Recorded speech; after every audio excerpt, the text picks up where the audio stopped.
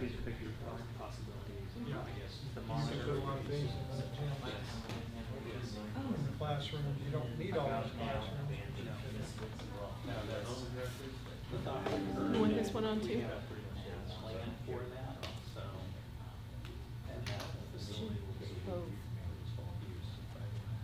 So, I think, right now, if I had to lay my, I would say that we're gonna just build a facility, on ITEX. No, no, that one's not coming on. There it goes. And it'll be a joint lab. Give it a second. They both should be in.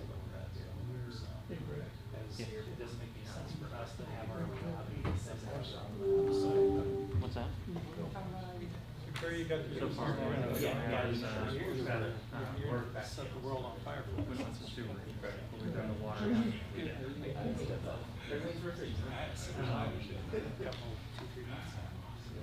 to do a high resolution map. We're talking about it. I can tell you where it is.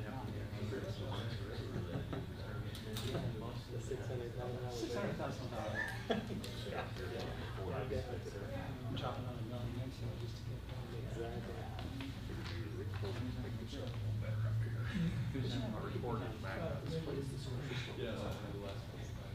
There you go. It might be a better use than the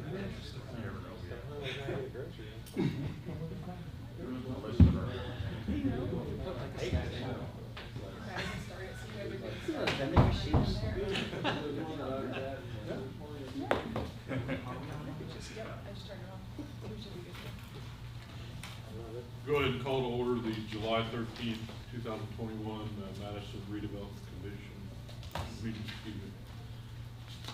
First order of business is the approval of minutes from the June 1st meeting. Everybody had a chance to review those? Yes, I make a motion, we approve the minutes. Second. All those in favor? Next item, claims approval. Although I haven't seen the physical claims, we do have a report here. Looks like $70,053.38. $3,000 to READI Financial Group for advisory fees. City of Madison, June settlement, some bank fees for Old National Bank.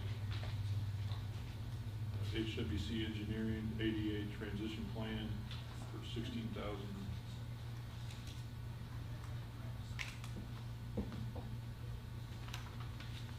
Just have a question on the bank fees. Is that, what's that for?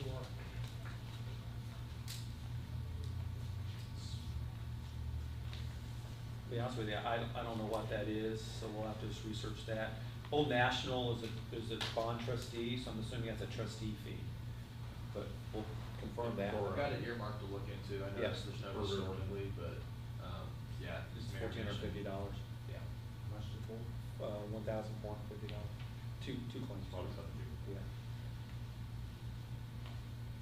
Is that a time-sensitive claim? I haven't actually seen the invoice, so I don't know. I mean, my recommendation is go ahead and approve it because it is a valid claim. We just need to give you the documentation on it, if that's okay. I'm quite positive it's going to be related to the bonds for the Cotton Mill project because Old National is a trustee for them.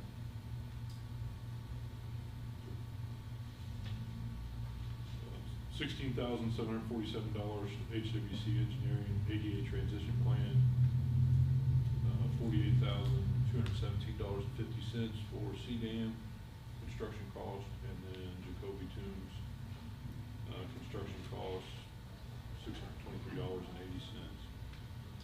Total $70,053.38. Any questions or discussion in regard to the claims? We will have the physical copy to sign tonight. Yes. Okay. Motion to approve. So moved. Second. All those in favor? Next item, I believe, is old business, financial planning updates. Not much to add on that today because we have a lot of new business to cover.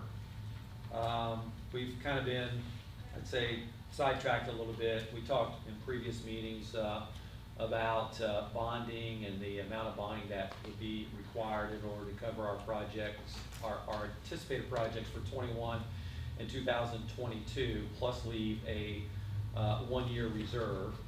We've not moved forward on the bonding because we've diverted our attention to a couple of things, particularly flood mitigation, and then the second thing is the READI Grant program, which I'm going to talk about under new business, which is a real comprehensive economic development grant opportunity that we have with the Redevelopment Authority that we're a member of, but through the IEDC, which is a statewide initiative. So I'll go into more detail on that when we get to the new business.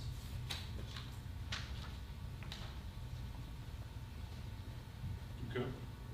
Any other old business? Moving on to new business. First item, READI Grants. Okay.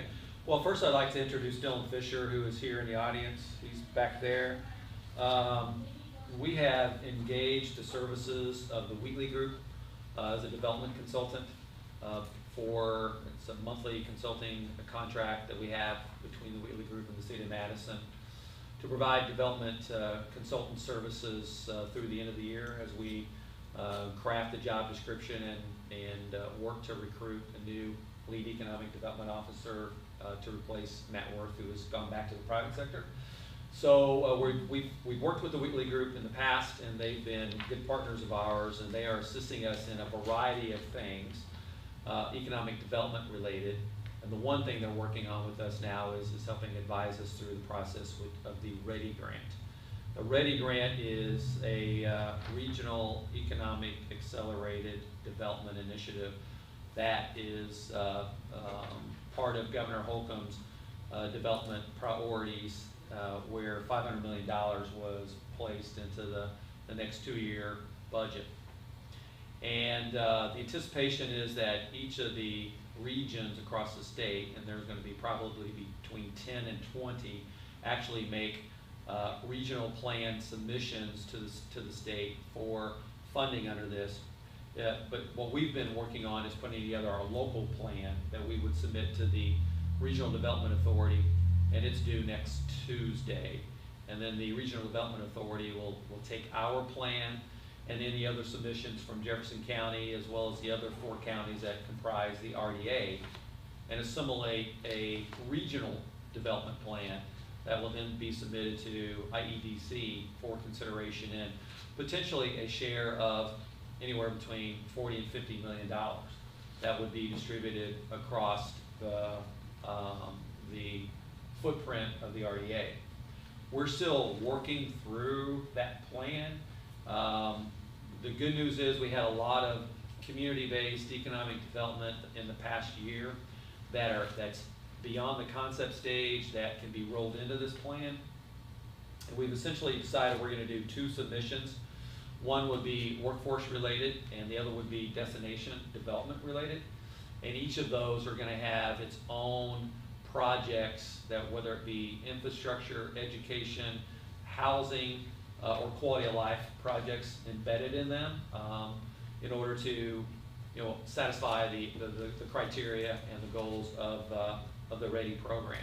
So that's still pretty fluid, but eventually what will that look like? It's going to look something similar to what you guys did previously with Stellar and maybe regional cities, and that is the city itself would match monies that would be received by the state, and those 2 state and local matches would be combined with private investment of 60% or greater to facilitate economic development in our community and in the region. So we're submitting right now. We have a list, and I think it was in your material, of what our draft list is, but it looks like probably about 8 to 10 different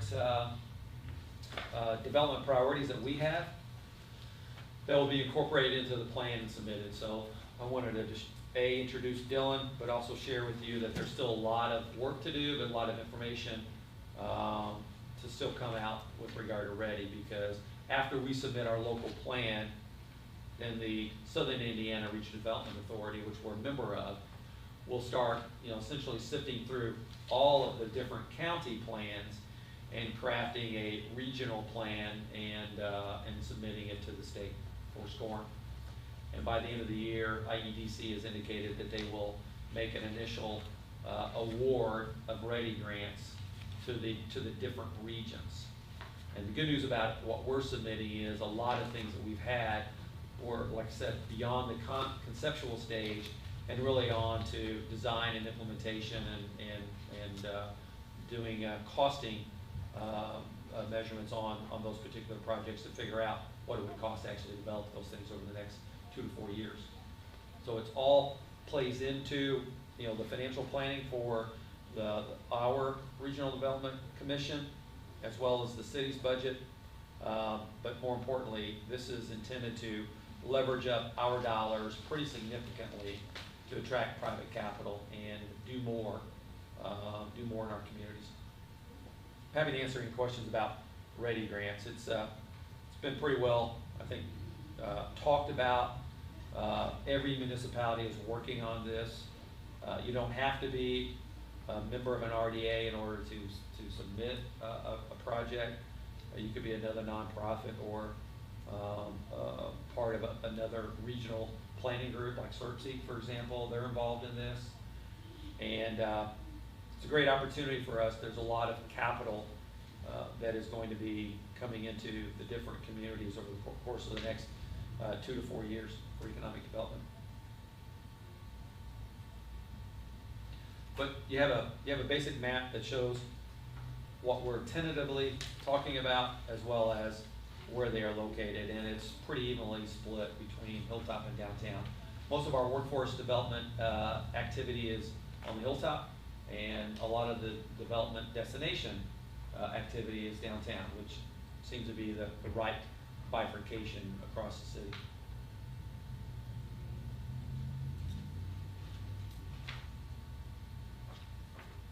Any other comments? Thank you. Next item, additional PACE funding. Nicole is going to talk about PACE.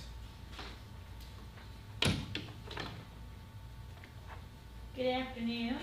In your package, you will have a simple proposal from me about PACE. I included just a summary of the program again for you. As a reminder, it's our neighborhood revitalization program that matches dollar for dollar up to 50% of the cost. Both Hilltop and downtown are eligible for the dilapidated structures and dangerous buildings portions of the grant, but the rehab is only available downtown. On page 3, I've got a breakdown of the last couple of years of funding in PACE. In 2019, the city and the Redevelopment Commission put in just over $97,000, which was matched by over $162,000 by property owners. In 2020, we increased our budget significantly thanks to county funding and additional redevelopment funding. So the City Redevelopment Commission and county put in over $658,000, which was matched by over $1 million by property owners, giving us a ratio of $2.49 for every dollar the city or local governments put in. So far in 2021, we're on track to match 2020, but with a higher ratio.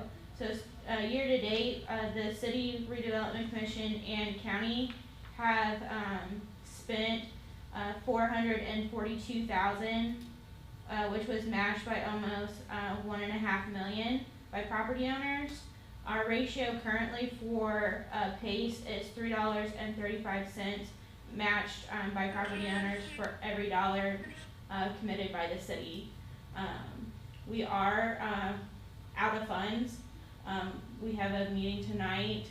We have $77,000 requested, and the committee only has $17,000 left to give out.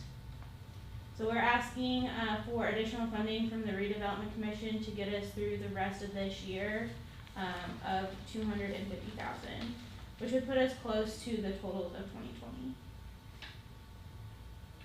might add just a couple things that, this is a program that has really worked.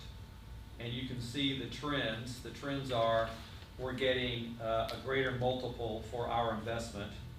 And this has been, by design, because we supersized the grant, its amount itself.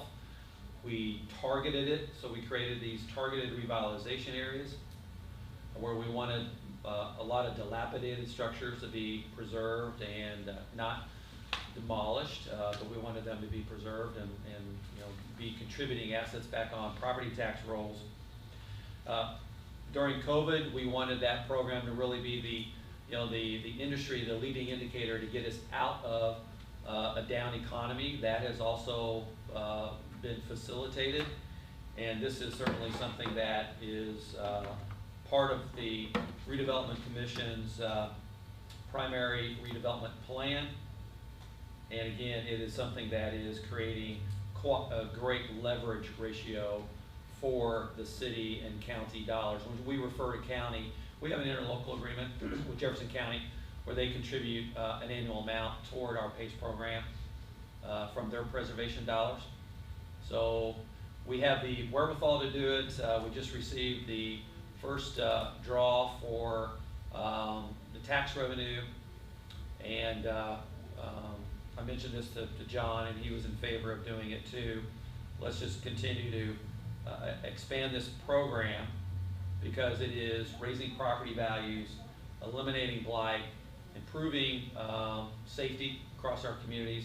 And what you're going to find out here just a little bit too is it's going to work out very well with the Sidewalk and ADA asset management plan that we have for a major investment across the city over the next 2 years. So we would ask for a motion to approve additional $250,000 in funding for 2021 to facilitate the balance of the year's PACE applications. Nicole, out of curiosity, are we tracking the percent within rehabilitation grant, dilapidated grant, and dangerous buildings grant, the percent spent on each, and the percent spent within the targeted areas and outside of the target areas? Yes, we are. So the PACE committee decided to designate 75% of all of their funds towards either dilapidated or target area, and they've done that. Actually, 90% of our applications have been in that area. So we actually took some of the money from the 25% and gave it to a dilapidated or target area property in the last quarter. Do you know how that 442,000, how's it been divvied out between the three entities that are contributing? Have we already made a contribution this calendar year? Yes, the RDC contributed $120,000, I believe, already this year. And we get about 40 from the interlocal agreement. The balance has been coming from the state, or carryover balance from last year. And do we know how much we spent last year? Yeah, last year, $225,000. And so far this year, it's $120,000. Okay, I might add too that the reason that we're really big on this program is it's spurring the right type of investment. And we've actually facilitated more reinvestment in dilapidated and targeted revitalization areas in the last year and a half than the first 6 or 7 years of the program combined. And we are at just a great junction here. As you know, it's getting harder and harder to find properties in poor condition to renovate, but this program facilitates that. And we expanded this program to Hilltop. We've already funded our first applicant for a property on Wilson Avenue where it was a dilapidated property that was essentially being faced with demolition and now been completely redone.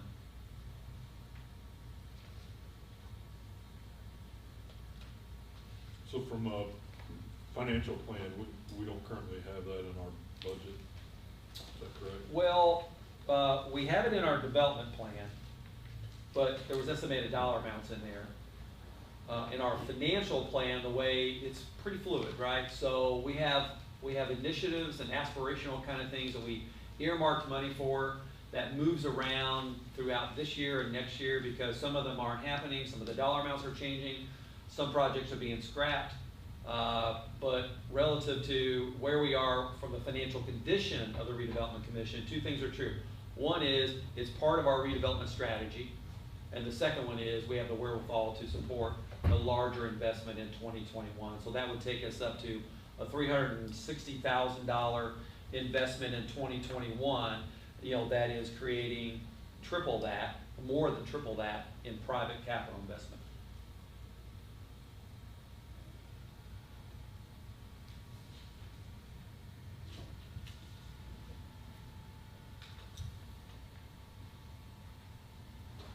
Any further discussion?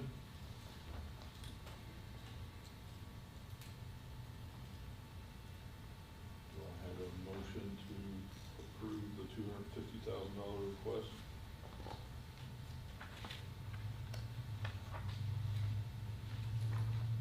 So moved. Second. All those in favor? Thank you, Board.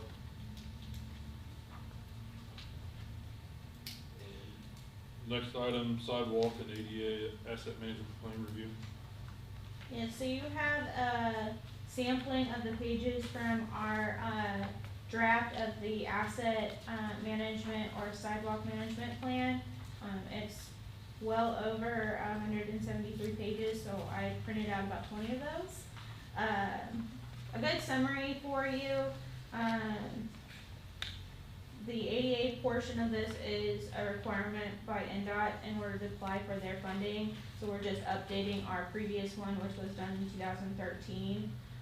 But with that, we added the sidewalk asset management plan portion. The inventory was surveyed in May, and it includes 39.9 miles or 790 segments of sidewalk and 775 curb ramps. So they did go out in the community and look at every single sidewalk. We asked them to rate it based on a pavement surface rating that we use for our streets called PACER.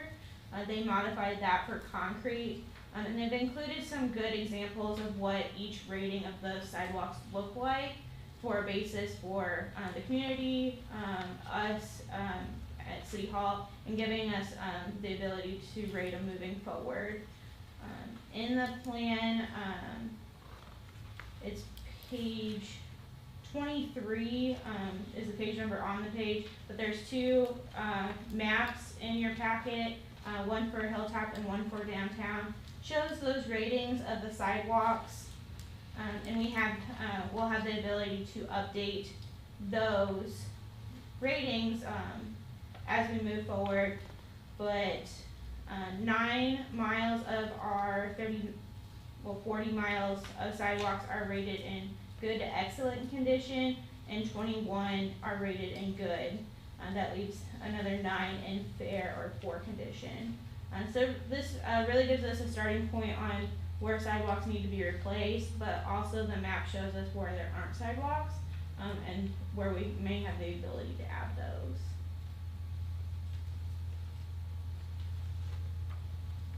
So like I said, this is just a sample. The entire plan will be available for view and public comment in my office and also on the city's website.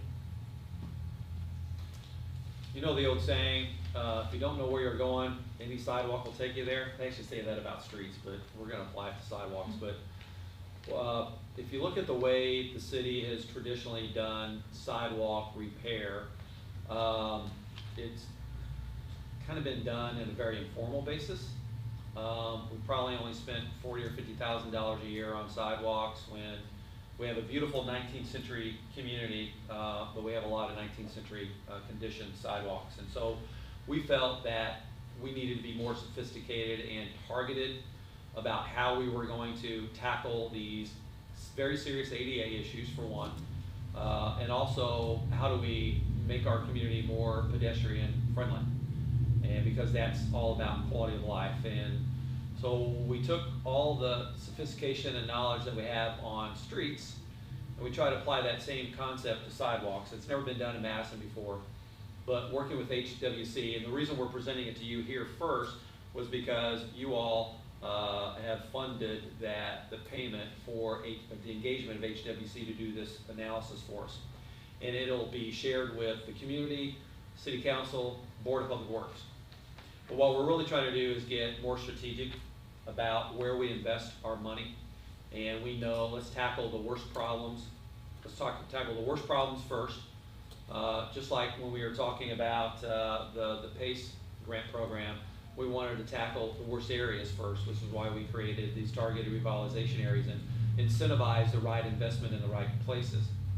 This gives us a plan now that we can distill down into a strategy, and then also assign a financial element to it.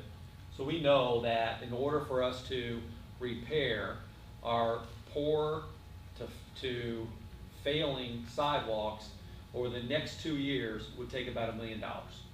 And I've mentioned that a couple of times before. This report confirms that.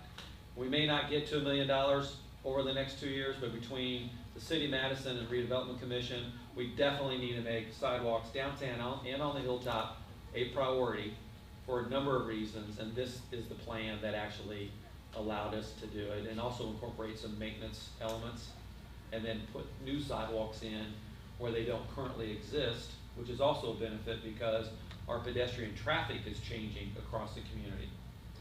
And so this was actually a very worthwhile report that we wanted to share with you guys, because it is factoring into our 2022 budgeting process, which we'll start with our first workshop next week.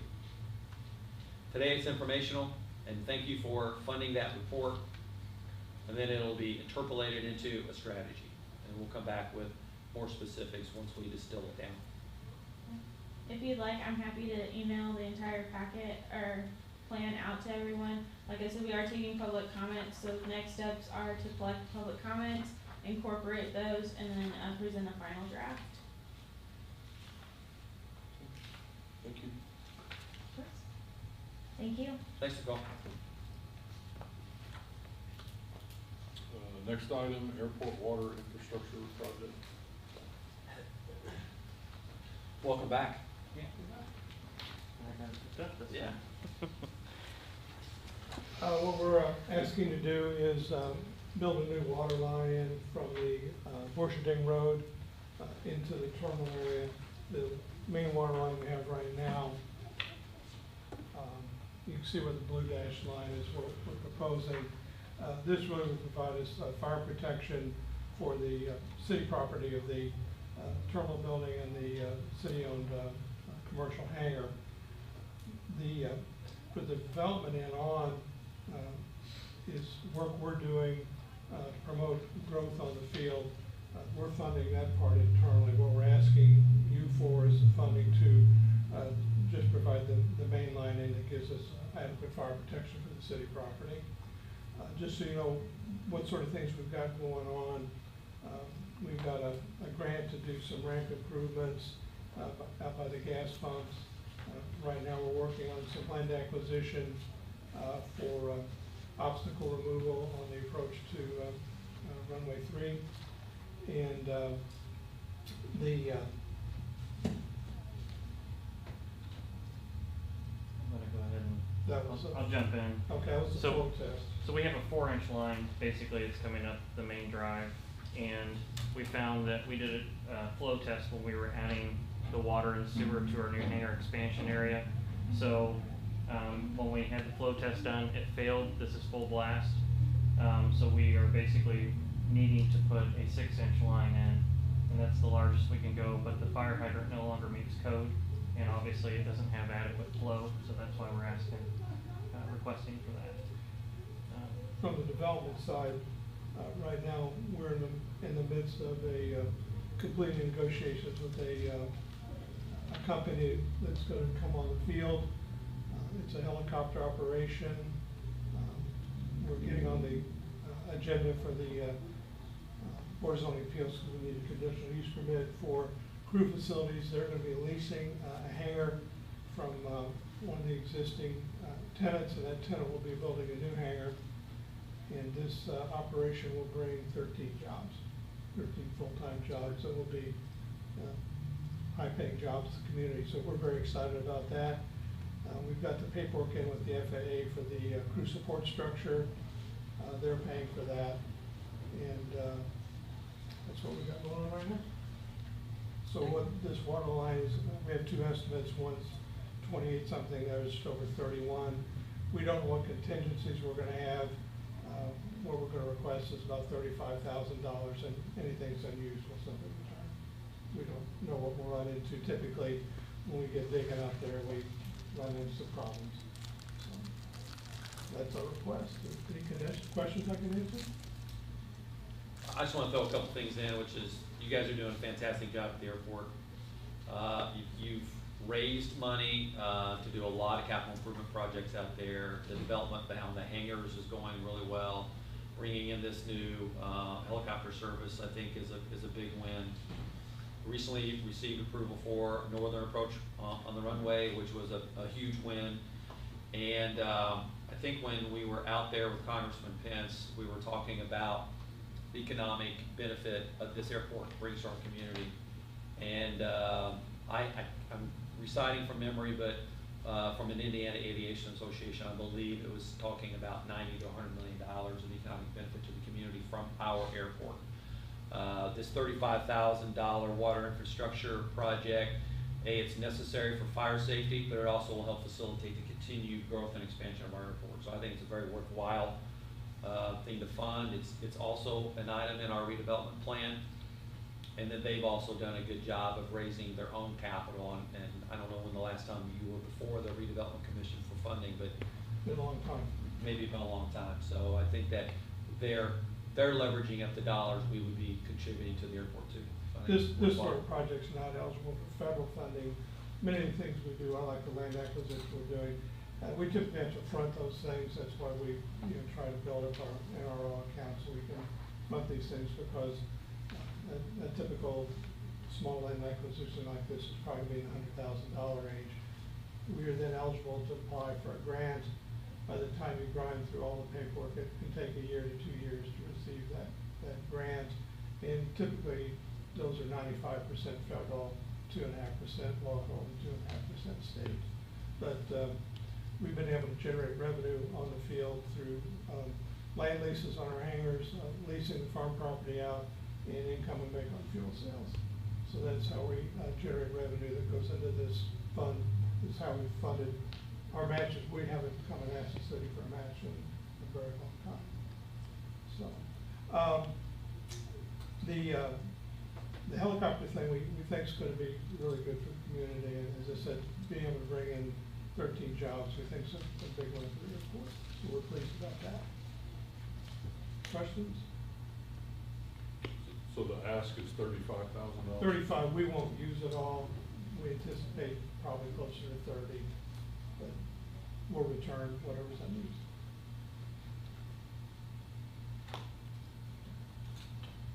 Further discussion? Entertain a motion to approve up to $35,000. So moved. Second. All those in favor? Thanks very much. Thank you. Thank you. Keep up the good work out there. Yeah, on the approach, the example I use is, it's as if we had an interstate highway, that there was only an exit from the south. If you wanted to come from the north, you had to drive down the next exit, then come back and get off the one from the south. With the approach now from the northeast, it's like adding another exit to an interstate. And the airport is our community's front door. It's the first thing a lot of people see when they come to the community, and it's the last thing they see when they leave. So it has a huge impact on the community, and I can't tell you how important getting this approach was. We spent over 6 years trying to grind through this process, because we had to coordinate with the military as well as the FAA, because the safety zones of this approach encroach upon the restricted airspace of the air-to-ground range. So it was a really big deal, and without the support of the mayor and particularly Congressman Pence, we just wouldn't be able to push it through, because it seemed every time we made progress that people retired and move on. So it was a very long project, and we're really excited about it. Seems like everyone's retiring but you, Dick. Yeah. You're gonna work forever. Fading away. Don't stop that chain of improvements out there. Yeah. No, we've been very fortunate, and one of the things that's helped us a lot is a lot of the people we've worked with over the years, we've developed, good relationship with at the Airport District Office, Great Lakes Region in Chicago, and we have a reputation up there that, when they give us money, that we get good things done with it at really the best possible price. We're very aggressive in how we bid things, and we're very aggressive how we put together our packages so that at the end of the year, at the end of the federal year, we qualify for projects that have fallen off the table other places. What are crumbs to O'Hare are big projects for us. So by having all our bids current, have all our paperwork done, have all our ducks in a row, when we get to that August frame, when the FAA is looking for ways to distribute funds that have come back to them, we've really been able to get a disproportionate share of that money coming to Madison and Indiana in general. Among all the FAA regions, the Great Lakes region pulls in the most, what they call year-end dollars of any region in the country. So we're very fortunate. A lot of friends up there. The guy's deputy director now, was the state director, who's known a long time, and the actual director of the Great Lakes region was a guy who used to work for our consulting engineering firm, and she and I made a presentation to City Council, probably 15, 20 years ago on how airports are funded, and now she's in charge of the whole Great Lakes region. So the continuity has done well for us. Definitely, so it's important. Thank you very much. Thank you, keep up the good work out there. Thank you, Rick. Next item, city matters, updates from the mayor. I've probably already given you a bunch of updates as we went through the agenda, but we have other big things we're working on. In our utility department, we're working on a drinking water infrastructure project. That has not been done in about 20 years, and it's going to be a significant project that involves restoration of our water tanks and replacement of a lot of our water distribution system. It's going to be very expensive. We're going through the cost study process now for that, as well as a cost study for our trash services, which has changed over the course of the past couple of years with Rumpke. But we are applying for a very sizable $5 million grant with the Indiana Finance Authority called SWIFT, which is a state water infrastructure fund. There will be actually two elements of that. One is about drinking water. Can't think of anything more important than drinking water. The second is going to be about creating a long-term flood mitigation plan. As you know, 3 weeks ago, we experienced another flash flood that impacted several neighborhoods, several streets around the North Walnut Street neighborhood in downtown, but we had flash flooding as far as 5 miles away. And this happened most recently, I think around 2015, happened again 3 weeks ago. It will keep happening, and the damage will continue to be severe if we don't embark on some comprehensive plan for future flood mitigation. And so I'm working with the Army Corps of Engineers now, and we're finalizing, we'll be finalizing hopefully in the next week or so, the scope of work to create that plan with the Army Corps of Engineers. And that will lead us again into another strategy of what infrastructure do we need to build in order to mitigate damage from future floods. And so I just want to make you aware of that there's grant opportunities that we're pursuing, but there's also strategy that we're pursuing with comprehensive plans to deal with both our drinking water and our storm water. We've not adequately dealt with either one in a very, very long time, and so the price tag associated with both of those are going to be really significant. Not expecting that Redevelopment Commission right now will have to fund any of that infrastructure, but all of this is, no pun intended, very fluid. Things are still changing and evolving as we get more and more information. But Borrowing, and bonding within the redevelopment commission is still in our sights. But because our projects are changing so much and these other grant opportunities have came about with regard to READI or SWIFT, we'll know more in the next several months as to where we should be heading for 2022 and how we capitalize those big projects next year and beyond.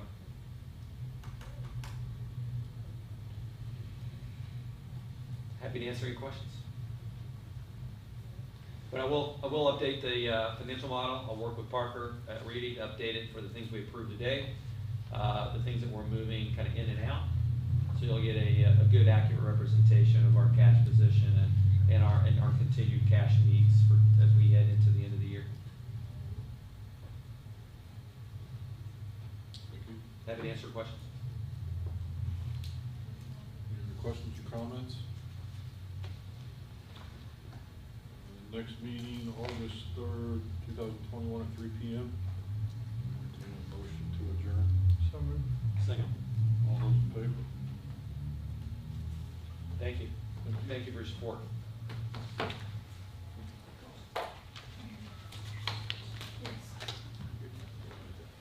Do you have any Claims to sign. claims? I'll call you. And